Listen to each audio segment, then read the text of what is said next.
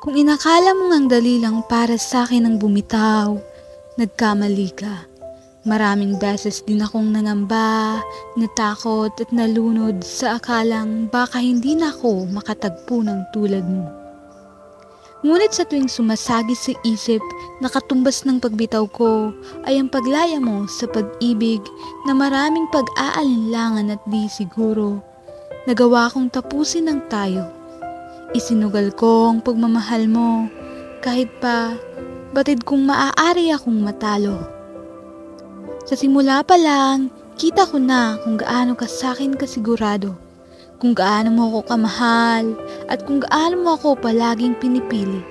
Subalit, mali ba ako kung binitawan kita dahil kung gaano katiyak ang pag-ibig mo ay ganun din ang pag-aalinlangan ko. Pinalaya kita hindi lang dahil sa gusto ko, kundi para sa kapakanan mo. Ayokong maging madaya, ayokong ikulong ka sa mga pangakong walang kasiguraduhan. Ako kasi itong may mga pag-aalinlangan. Ayokong humantong sa sitwasyong pipiliin kita ng napipilitan.